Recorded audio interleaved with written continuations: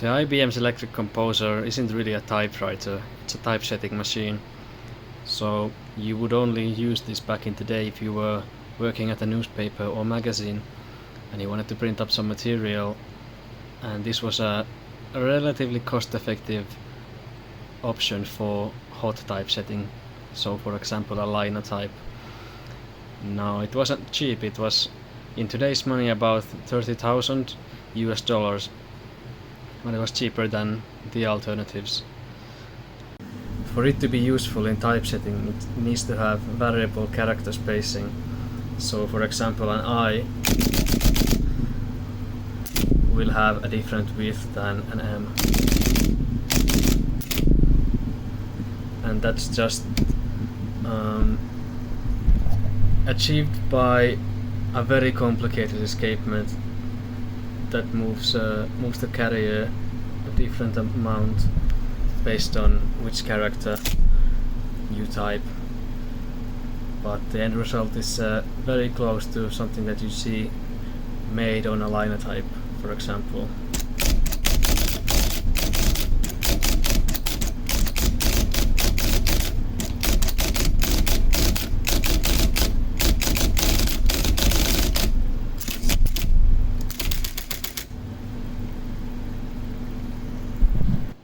Outwardly it looks almost like a normal composer. The big difference that you will see are these two knobs on either side of the keyboard, and of course the justification tube. The process for inserting paper is quite normal. Here's the paper release, and then this is the index key, which just turns the button. And you can press it once and it will go once, and you can hold it down and it will go as long as you hold it.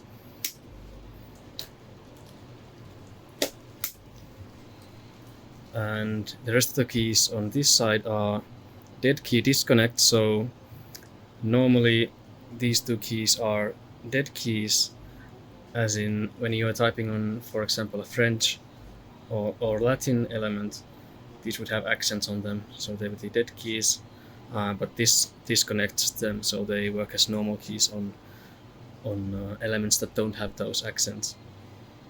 And here is the no print key.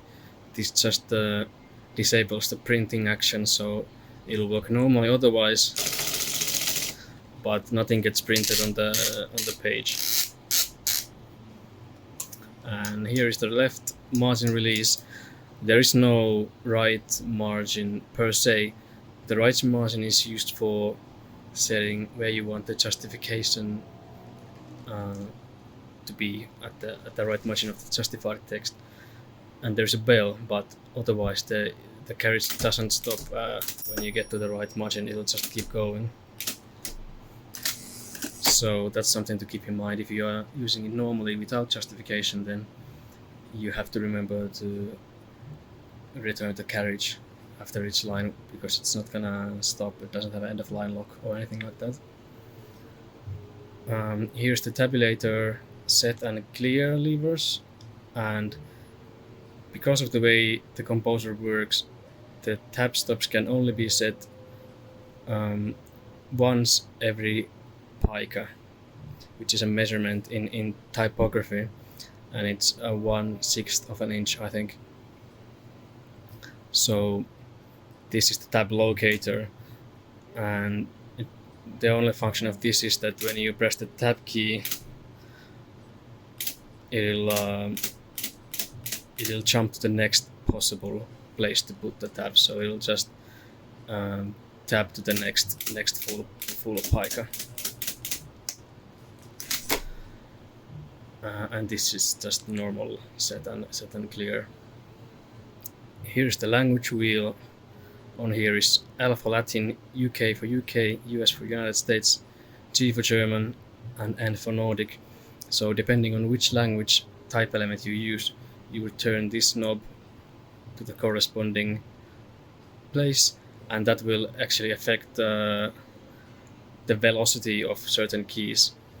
So because the symbols and the characters are different, the velocity that the type element hits the page at needs to be different. So this moves a couple of bales under the keys, and that affects the velocity of these keys that are different. And actually, quite interestingly, the composer elements are all the same layout except for the special characters. But if you use a German element, which normally would have Q, W, E, R, D, Z, if you use the German element on my machine, which is Nordic, typing this Y would still give a Y.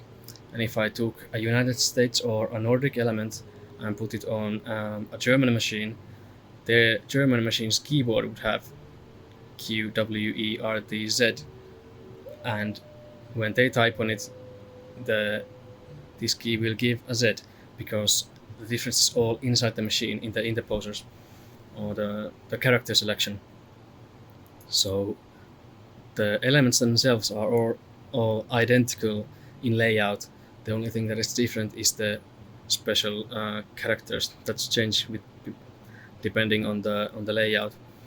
But all the other keys are in the same places. So depending on the machine, it will give different characters for different keys. So that enables, for example, for me to use a French or a German or a United States element without issues, because it will still match the keyboard layout on my machine, which is very useful if you are working with a lot of languages, which this was meant to do because it has the language wheel. Some models don't actually have this one. And next to it is the manual velocity key or knob. So when you're using, for example, simple elements, you will need to manually change the velocity of some keys, because the velocity that the symbol needs doesn't match the default of the key that it corresponds to on the machine. So this is a light, medium, and heavy velocity or impression, and it'll reset. So when you type the character, you'll just put this in the corresponding position and then type the character, and it'll change the velocity that the element moves at. So next has a normal shift, normal caps lock or shift lock. Spacebar is in the normal place. It's a little bit different than normal. I'll show you in a second. And this is the backspace, which moves 1 unit at a time. So this isn't what we would normally use, because all the characters are from 3 to 9 units wide, depending on the character, because it's a proportional spacing machine. So this moves only 1 unit at a time. So if you wrote the wrong character and you wanted to backspace so you could write over it, you'd have to memorize the widths of all the characters, which is quite impossible. Well, maybe possible for someone, but not practical. So the way you would actually do it is, say you typed an M by mistake when you meant to type an N. You would then press the character backspace key, which will automatically backspace the correct number of units. So I can demonstrate by putting a number of M's and I's together. And then I'll press the character backspace a few times. So you should hear the cycling as it goes from 9 units, 3 units, 9 units, 3 units.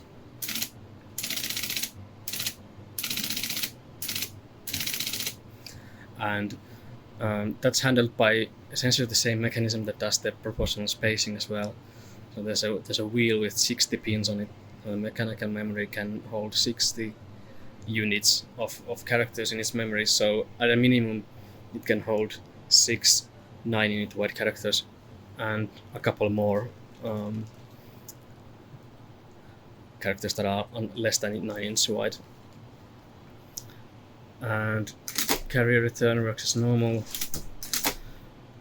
This is the power switch, and here is the justification wheel, and I'll show that in a second when I'm going through the justification procedure. Okay, a couple more things up here. So this is the carriage, platen knobs. And here is, I'll definitely cut to a close-up of this. This changes how far the flatten rolls with each operation of the indexing. So you will see the paper move now quite a long distance because it's 20 points, and now I've put it to 5 points, which is the smallest one. And there's quite a big difference there. And you can set the line spacing to anything from 5 points to 20 points. Again, these are points as in points of text. 72 points is 1 inch. Because it's a typesetting machine, all the measurements are in points and picas, as in normal hot typesetting. And here is the pitch selector. So when you have multiple elements that are different sizes, here you have 3 elements, and you will see they all have a different color of the triangle. So this is theme 8-point text italic, this is theme 10-point text italic, and this is universe 11-point text medium italic. And so because these are different sizes of text, you would obviously need the escapement to move a different amount, otherwise there will be too much space between the letters. So for each of the colors that are on these elements, there's a corresponding position of the pitch gear changer. So to change the gears, you just move this lever to the right position.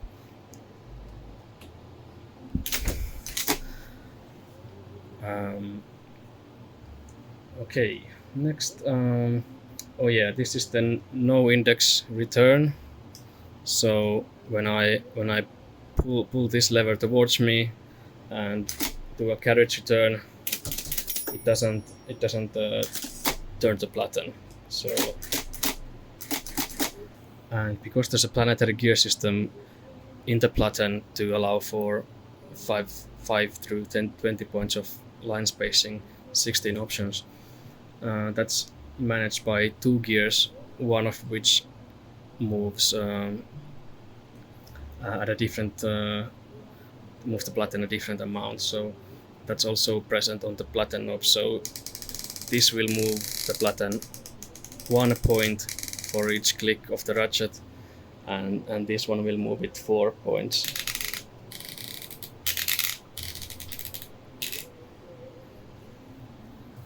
Okay, you are now basically where my head is when I'm typing on the machine. So hopefully you'll see a little bit better what's happening when I'm using the machine and when I'll demonstrate the justification. So to begin the justification procedure, the first thing to do is to set the right margin. You put it where you want the justified text to end. So right now I have it set to 26, so it's approximately in the right position for an A5 page, which I have inserted in the machine at the moment. And I have a yellow colored triangle on the element that's on the machine, so I have the pitch selector in the yellow position, and I will also need to change this. You will see there's also a triangle on this one, the justification tube. So I will need to rotate it to there's a yellow position, and then if you go further there's red, and that will change the scale that's on the justification tube. And now that I'm on the right setting on the justification tube, I'll need to true up the justification tube, and that's done by tabbing to the nearest, like 1 pica before the tab stop. So because I have the tab stop set at 26, I will tab it to 25, and I'll use the tab locator to do that. So now we are at 25. Now that I have my justification tube in the yellow setting, I need to make sure that the white line that's visible through the window is at 14, which it it's almost, let me actually, there we go. And with the red setting you set that so that it's at 12, and with the blue setting you want it at 16. And there's slight variation, like for example the 16 isn't quite centered, or the line isn't at 16 when I'm on the blue setting, because of slight variations in the mechanisms. So you need to do this drawing up every time you change the pitch to make sure it's correct. And it's done simply by rotating this ring on the right side of the justification tube. And now the next thing to do is to put the machine in justification mode, which is done by flipping this lever to the bottom. So this is now in justification mode, and while it's in justification mode there's a little window on the right edge of the justification tube, and that's the space bar counter.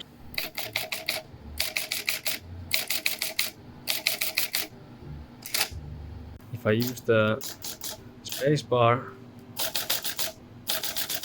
it will count the number of spaces that I input for each line, and you'll see that when I do a carriage return it will reset back to 0.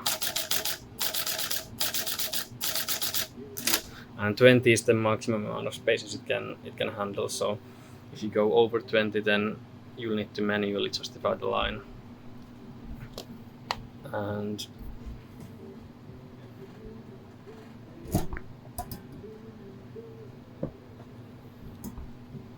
next to the justification lever on this right side knob is the spacebar width selection. So these are units of type. So this is 3 unit spacebar and this is 9 unit wide spacebar. So maybe you'll see the difference. Let me tab over so you can see the pointer. So this is 3 units.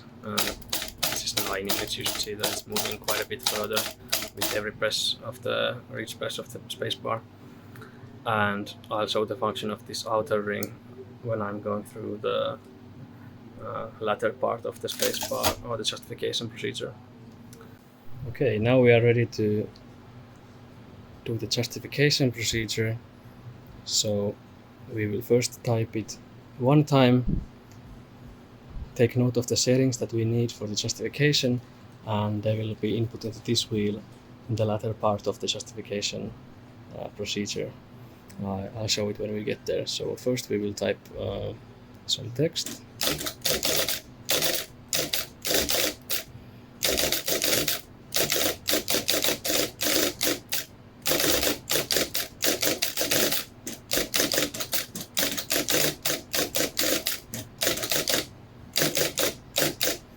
Now, when we get closer to the right margin, the justification tube will start moving, and when we go a little bit further, it will ding the bell to warn you that it's about to reach it.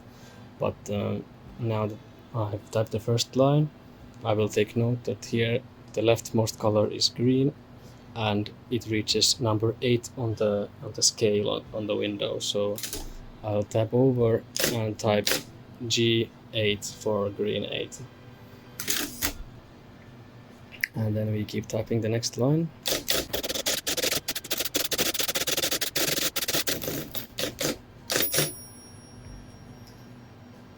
Now we have the same settings as last time, green 8, so I will again type green 8.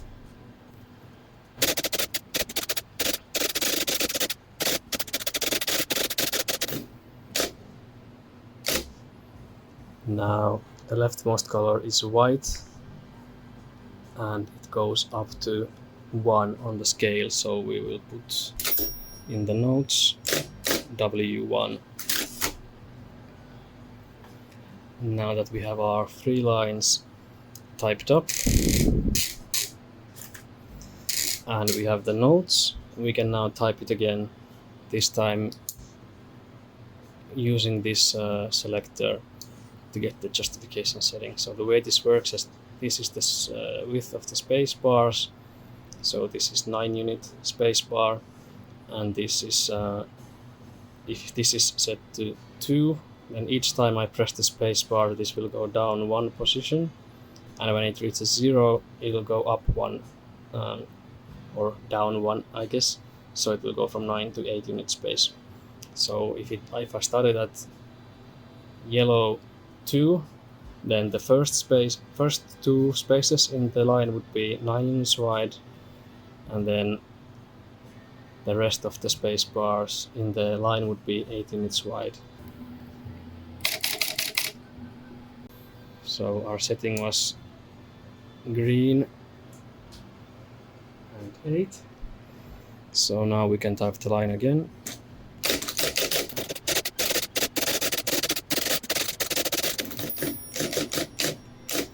And if everything goes well as it does here, we will end precisely at 26, which is where our right margin is set. So now we can return the line and then make sure that our settings are again correct, otherwise you will have a bad time. And then keep typing.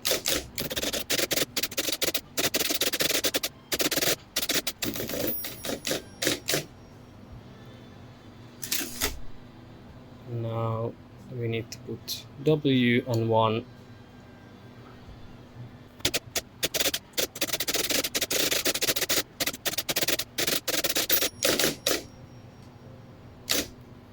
Now the text is properly justified perfectly to the left and the right margins.